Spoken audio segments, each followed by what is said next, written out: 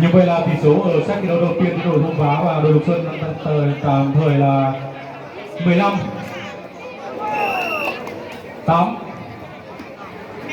15 10 đội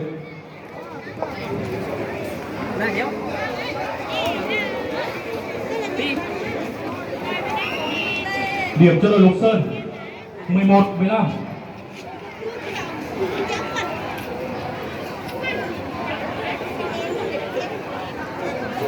Đeo đi, đeo đi.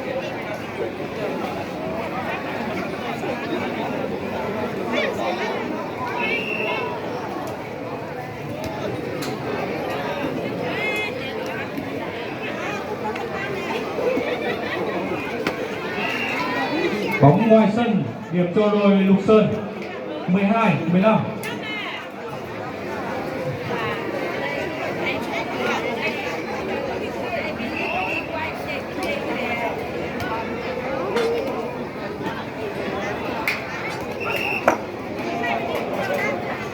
Như vậy là chúng ta đã bắt nối chạm lưới của các thủ Lục Sơn.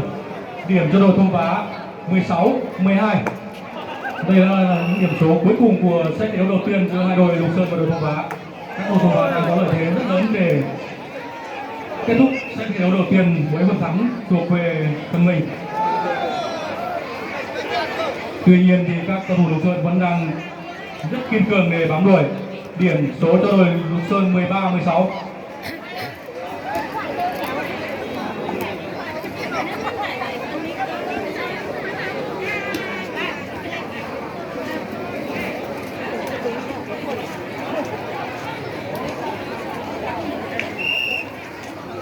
Điểm cho đội Thông Vá 17 13.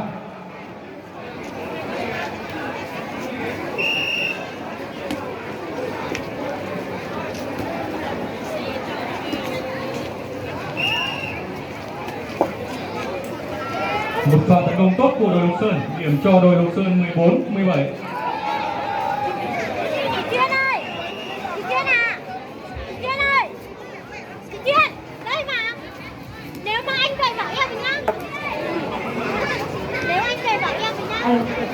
Đứng ra, đứng để em đi rơi xuống đấy. Rồi hai người xa người xa. Vâng, xin được nhiệt liệt chào mừng quý vị đại biểu, quý du khách đã đến với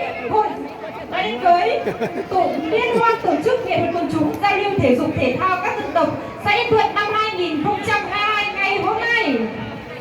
Vâng, kính thưa quý vị đại biểu, quý du khách thân mến, trong khuôn khổ chương trình liên hoan nghệ thuật quần chúng giao lưu thể dục thể thao và các dân tộc xã Yên Thuận năm 2022, ban tổ chức xin thông báo các hoạt động văn hóa văn nghệ thể thao như sau.